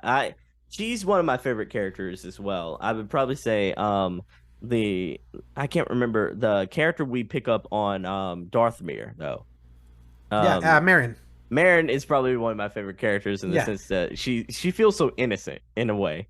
Yeah, Like it's like the yeah, she's like a fish out of water. Like she just knows hmm the one thing. She just has like a primitive, like a primitive like side to her that hmm she just knows the way of the Dathomir. And I would say like the coolest things about Marion is that when you're exploring the world, like if you like want to do the 100% and because she like follows you around, you can have conversations with her outside your ship and you can have like interesting perspectives of seeing a planet like Cepho or Bogano hmm or and having conversations about the Force and what the Force is like for them because are the Night Sisters using actual magic? Is it the actual Force? Yeah. These were things that were sort of touched upon in the Clone Wars when the Night Sisters of Dathomir were introduced, and that's it's a nice segue to have that. And we know all of them are coming back for the next game, I'm so so excited. to be able to see more, like for them to be further fleshed out. hmm I'm It's really like, excited.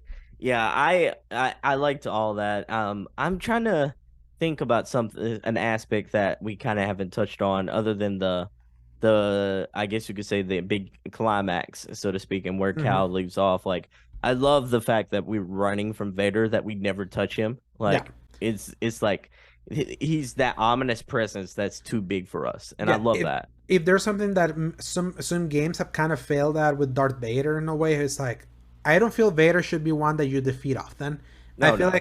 I feel like sometimes so especially we've seen Vader be defeated a few times even in official media like Hmm. the Obi-Wan TV show he's been defeated by Obi-Wan again like in that in the scene where he has like his helmet sliced off Hmm. in half which is like the other half of the helmet from like Rebels. Yeah, Yeah, it was that's like a really mirror cool. to the Twilight of the Apprentice arc of Star Wars Rebels season 2 when Ahsoka also destroyed the shield and that's when she sees Anakin for the first time.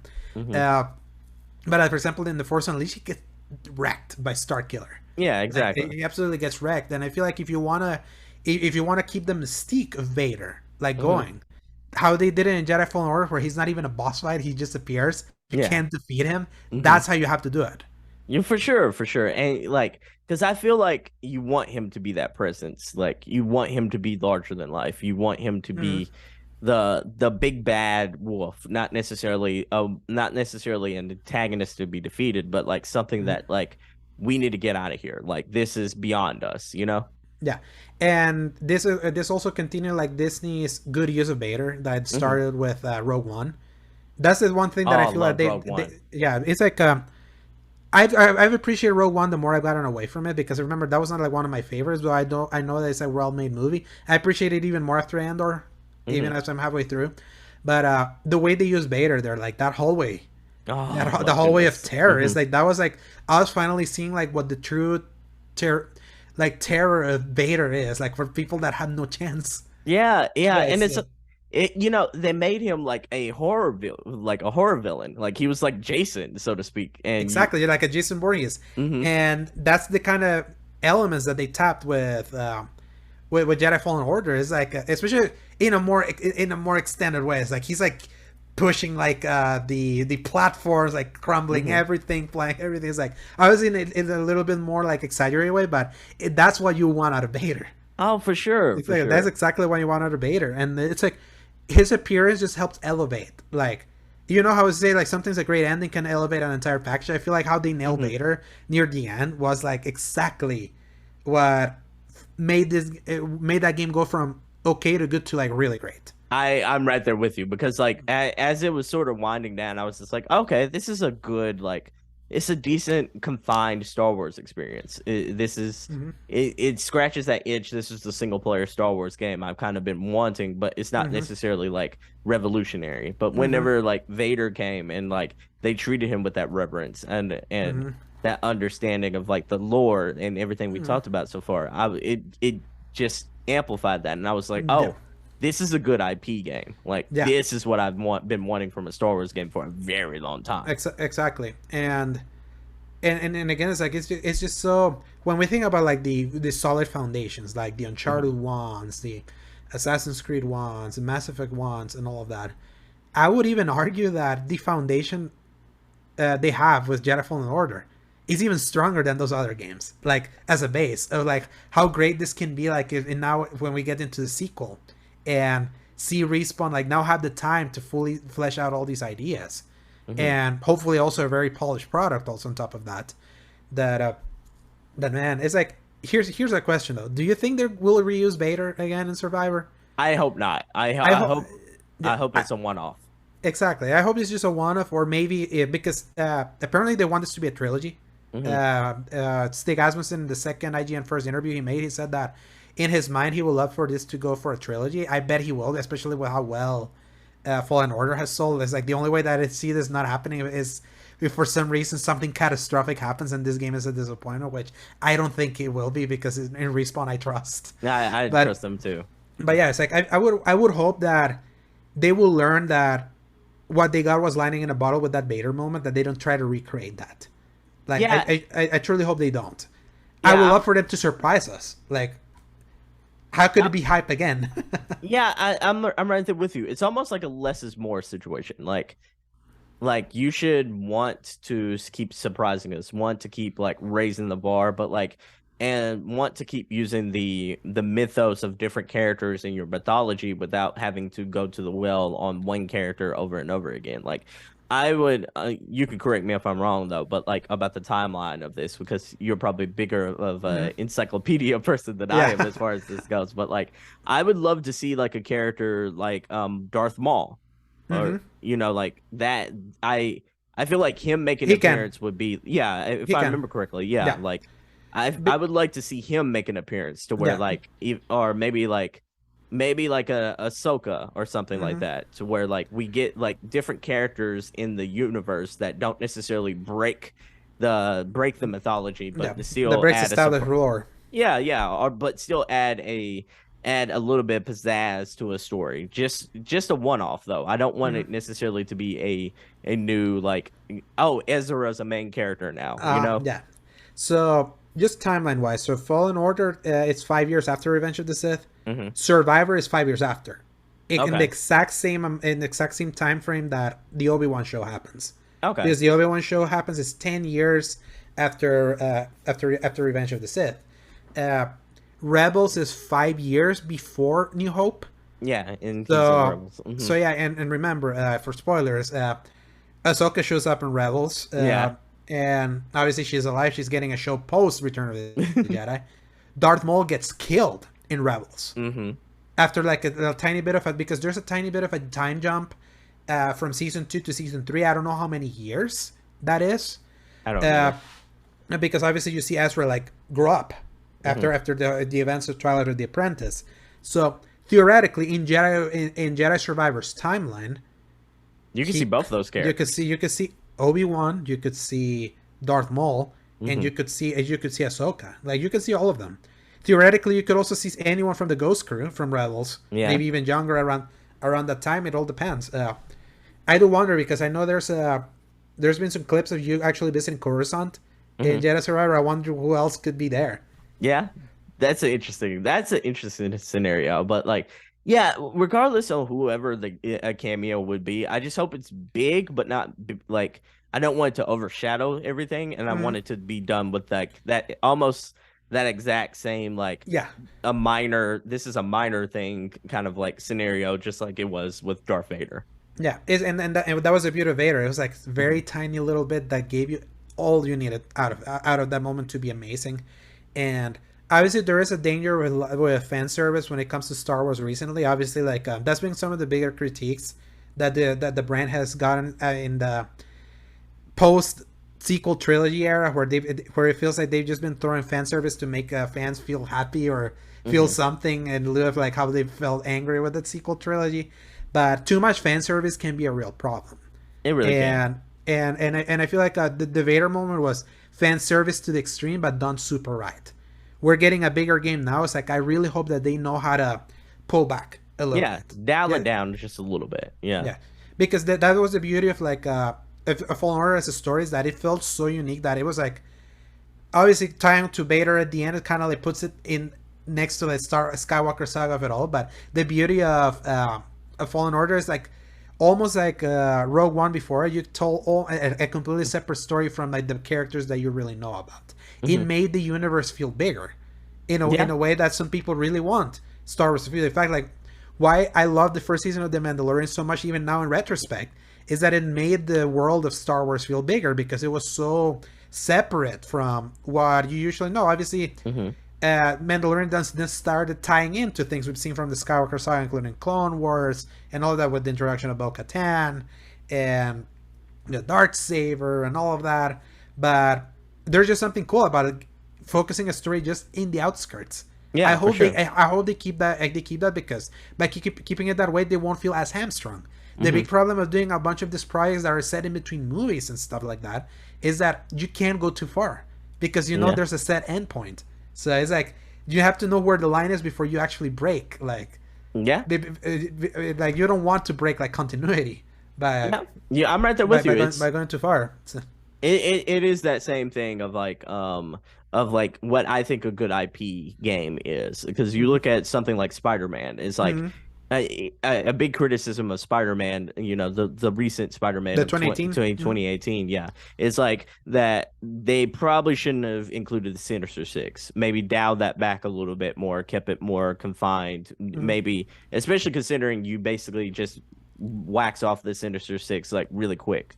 You're like, Yeah. Yes, but I would say that to me personally, they were done well uh-huh. because one of the beauties of the Spider-Man 2018 is that it's the rare IP game where we're starting in the middle of things. That's true. It's like we saved ourselves the I got bitten by the spider, Uncle Ben is dead, and things like that. So that you know that can bog down origin stories. It's kind of like it had the Spider-Man Homecoming like mentality of like you know who the character is. Hmm. You don't need to be bogged down with unnecessary backstory and all that. We can kind of give you like little kernels so you have an idea what has been going on with this version of Spider-Man. And I feel like something like the Sinister Six in the 2018 one is like they are already in prison. You know that early on in his career he was able to like gather these guys in together and put them into Rikers Island, Yeah. and then you got to fight them. I thought that was we didn't need more than that because the focus was on Doctor Octopus, Yeah. which they Yeah. nailed. They really did. They, Yeah. absolutely knocked it out of the park with that one. I think, yeah. Well, yeah, what I was trying to get at is like I almost wish we would have got more time with like intimate, like maybe like another intimate villain if rather as opposed to just like boss fights that didn't quite mean Yeah, very much. yeah, because in that game it's only Octopus and Mister Negative Yeah, for are like sure. the only two that are like an actual in-depth villains. Yeah. I can kind of see that. Hmm. Maybe the sequel can then flesh it out. And maybe so. Yeah, Maybe so so. Yeah, a lot of room for improvement. Speaking mhm. of improvement, we'll see how, Star Wars Jedi Survivor improves on the formula of Fallen Order. But before we go, though, I want to ask you, what is your dream Star Wars game? To me, the dream Star Wars game would be a game where you can either be a shooter or use a lightsaber, can travel space from ground to from ground to outer space. That can be like a full RPG. So if Starfield was Starfield. I Yeah. was about to say if Starfield was a Jedi game, you'd be in Exactly. love. No, that's why I'm so excited about Starfield, because it's like I could play pretend about the idea. I So, like that. I like that. I think mine's right along. I would love to get a game that's basically Jedi Fallen Order, but in like the Knights of the Old Republic era, to where oh like yeah, I think that would be really cool. I think that would be really dope. yeah. That era is so ripe for story, especially with the Old Republic video game. There's like apparently there's been so much great storytelling that has happened in that era Yeah. that I wish it could be playable outside the Old Republic, not just in PC. Somehow that game never made it to console. What? So it's You know, insane, and it's that still is. going. That is. Or maybe like I would also love like maybe the founding of like the Jedi Order, Hmm. to be a part of that team. I think that'd That's be the really cool. movie that's Yeah. coming. The James Mangold movie that got announced at Celebration. Yeah. So Yeah. I mean, well, licensed games have gotten a lot better. Maybe we'll get a finally good movie tie-in game, you know? yeah, that's what's so funny is like licensed games have definitely gotten better. The ones that and it all happened because we're not getting the movie tie-ins, Hmm. and I feel that was the key because movie tie-ins that had to release like right at the eve of a movie. Those were the ones that were all rushed, and it gave us so much crap. It's kind of like the similar to like shifting back to like Hogwarts Legacy. Those Harry Potter games from way back then. A lot of them Nasty. were real bad, real bad. It took them like just to take the visual like presentation of those movies and make its own game for Mhm. it for there to finally be a good Harry Potter game. Yeah, That's for not sure. just called Harry Potter. So I feel that's kind of like the key. Why Spider-Man 2018 was so good had nothing to do with any property. It had the backstory. Obviously, there's source material, but they were not adapting anything. That was its No. own story. The Arkham Knight kind of screwed up a little bit there by trying to adapt Under the Red Red Hood Hood. Hmm. while pretending it was not gonna be that, and that hurt that game in a way. Uh, Gotham Knights tried to adapt the Court of Owls story, and I would argue that's the best part of that really mediocre game. Yeah. Yeah, Hmm. especially like the story is the only thing that works from that game. The rest of that game sucks. So it's like not adapting movies is the way to go. Adapting the source material but make it your own. It's the way to go for this IP licensed games. Okay. Yes. Okay. I understand. Yeah, and I mean we're getting the Star Wars Eclipse game by Quantic Dream that got announced like 2 years ago. Oh, that's gonna be That's like fun. that Hmm. that's set in the High Republic era. It's Hmm. like these are the kinds of games like we need. Like explore everything just outside of like the core 9 movies that are there that can hamstrung you. I love the Quantic Dreams like formula too. I love the way they tell stories. They tell stories like nobody else in video games. Yeah, their writing and their stories may be a little hokey, but the way the ambition of their storytelling Hmm. is something highly commendable. That's like the thing that worked the most for me with Detroit Become Human. Hmm. Some of their themes were like a little like All like, over here's the your- place. yeah, Yeah. all over the place. But it's like no, it's an abuse of that story, but here's BLM style things, and it was like it was just trying to push too much like social agenda at once that it was like a little sloppy. But the ambition of the every choice mattered is like commendable. I love So that. Yeah, I love that. I liked Heavy Rain back in the day as well. Heavy Rain was my favorite of his 3 games. Mhm. Beyond Two Souls, I'm not a horror person, so it was out. It was out. yeah, it was not a horror game necessarily, but it was like that game was like the definition of incoherent, Oh, and gotcha. it was bad because the production value of that one was so much better than Heavy Rain. Mhm. It had Elliot Page as Ellen when he was Ellen Page back then. Willem Dafoe and the thing is like it was like it had great like performances. It had great like actors. They stepped up the production quality, but they messed up with the story like big time. They never played such an incoherent game. But the emotional side of that game eventually hits. But I think Detroit is their best game. But from what I understand, Eclipse is going to be an action adventure game. So it's going to be their Mhm. uh Genre shift. yeah, their genre shift like respawn and Gorilla Mhm. did. So that Yeah. apparently is coming in 2027 because apparently they're having trouble with the game. But again, it's like this keeps happening. I will tell you, like I would love a Mandalorian game. Like an Oh, that'd be actual, fun. yeah, especially because so much of the Mandalorian feels like a video game. It does. Like it feels like he goes on a side quest and all that and that. He's got his companion character with him as well. Yeah. Mhm. And you're gonna hate me for this, but I see the seats of like a potential live service Mandalorian game also. Yeah. Like with like the art, with like the different gear. I know it wouldn't be your thing, but there are many parts, especially in the later season, the fifth episode, when all the Mandalorians come against the pirates, and you see all of them fighting together. That I'm like, okay, Ubisoft is doing a. I know the Division team at Ubisoft is making a Star Wars game after they're done with Avatar. Maybe they can do a Division style like Star Wars game, like an actual shooter, Maybe so. and make it like that. It's like, especially because it's Ubisoft, they like their live services. You might as well do it with something that makes sense. Yeah, yeah, for sure. Because they would make more sense to do a live service like that instead of freaking Suicide Squad, which flop of the year 2024. Yeah. I was right there with you when you talked about the Ubisoft game. I was just like, for surely they're probably making a bounty hunter game, but like I can see the Mandalorian thing as well. Yeah, that could be their bounty hunter game. Yeah, for sure. But yeah, it's like I just want more Star Wars games, especially ones that are good. Fallen Order was the flashpoint for us when we actually started getting really good Star Wars games. We need more. We really do. We need more. That was like, and I'm glad that now Jedi Survivor is the bittersweet point. 10 years have passed since that EA deal. That's insane. How long it's been. I understand.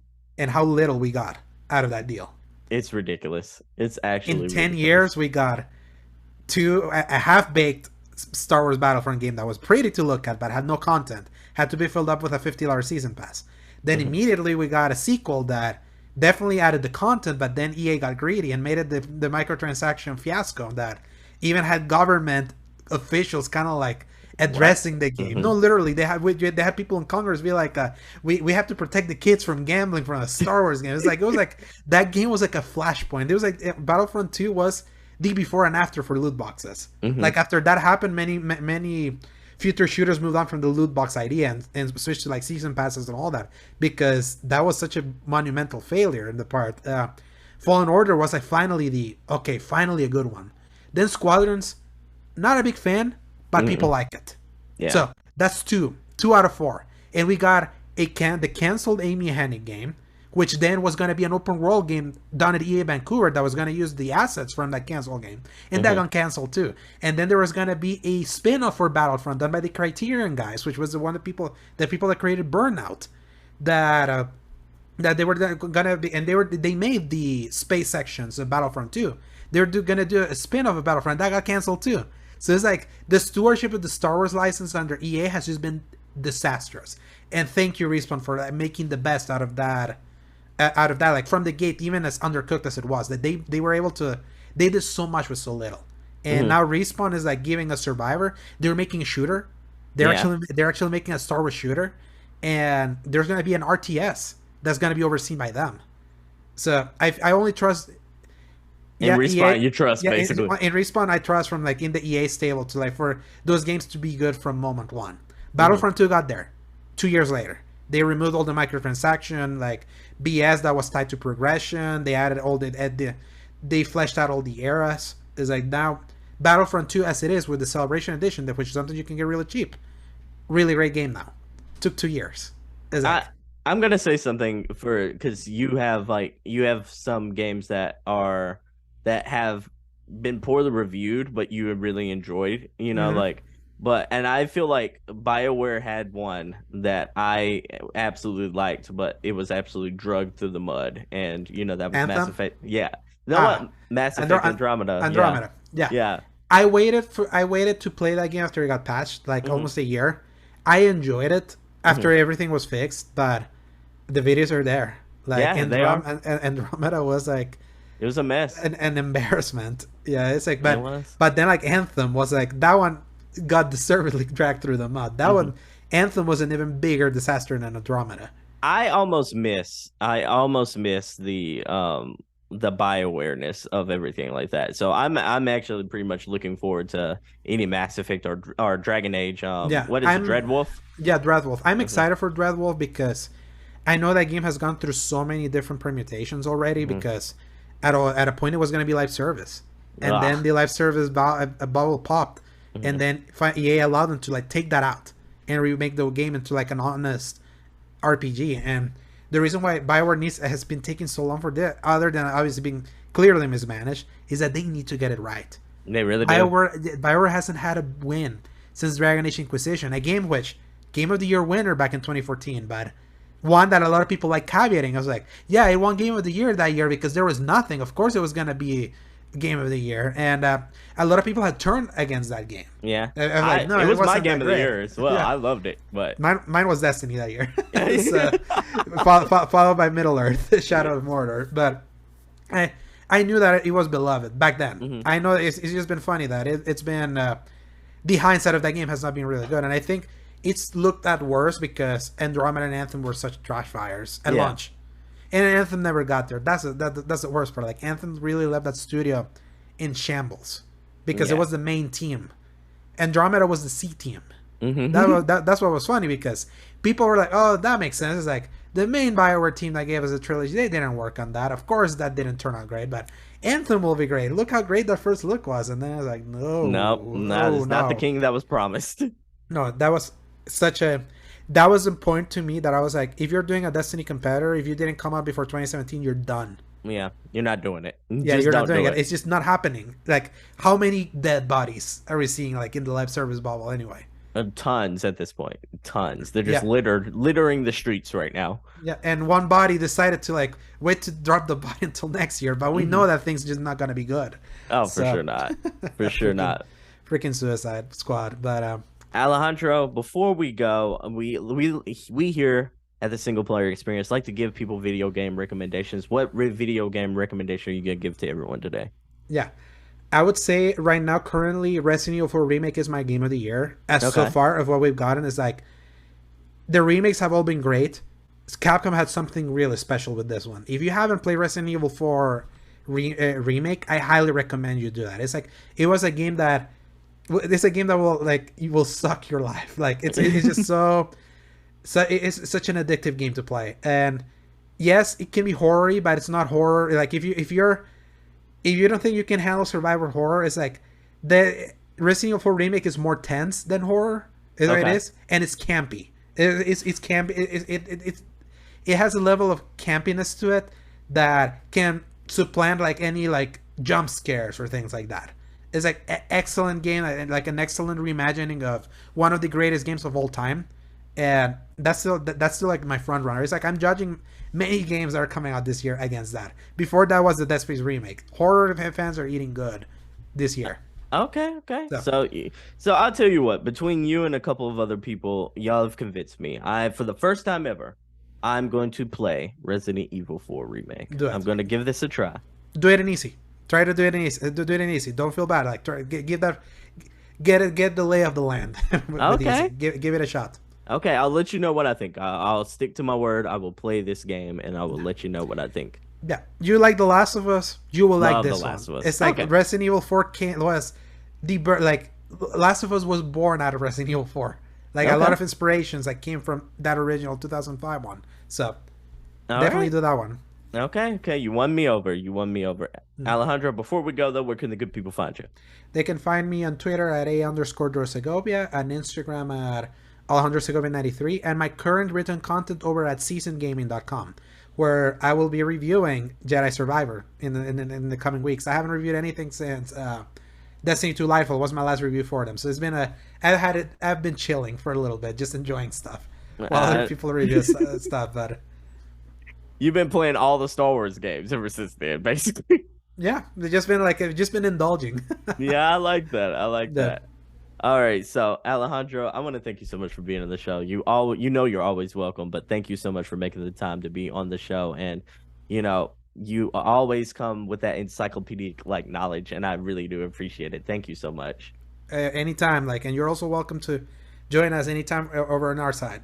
Oh, for sure. You know I will. You know I will. Before we go, though, Alejandro, once again, I want to thank you. I want to say to the lovely people, go check out the X Button podcast. These are two lovely gents who are making extremely good content. It's an extremely fun podcast, and these guys have really good chemistry. Go check them out. You can basically find that podcast every single Friday, Friday, because they record on Thursdays, so it's dropping every Friday. It has the hottest news that you need to know about in video games. So if you like everything you need to know about a certain week. Yeah, for Like you can sure. get it your Fridays. For sure, for sure. So go check them out. As always, I've been Sebastion. That's been Alejandro. This has been the Single Player Experience Podcast, and we're out. Peace, everyone. Peace out. Hey, thank you so much for watching the video. If you liked the video, hit that like button. Also, for more videos just like this one, go ahead and hit that subscribe button right here. Thanks again for watching the video, and for more like it, stay right here at the Pro Nerd Report channel. So that's a wrap for today's episode. Thank you so much for watching the video. If you liked the video, don't forget to hit that like button. Also hit the subscribe button for more videos just like this one. I also want to let you know about the Single Player Experience Discord server. It's a perfect place for single player gamers to talk about the good single player games that they've been playing lately and to get video game recommendations. Think of it kind of like a book club for single player gamers. The link to join will be in the description. Once you're in, feel free to share your video game backlog list, talk about the good single player games you've been playing, or give your feedback on the show. If you have a game you think it should be recommended and should be reviewed, let me know about it right there. Before we go, I just want to thank you once again for listening to today's episode. Stay safe, stay gaming, and I hope to catch you in the next one. Peace.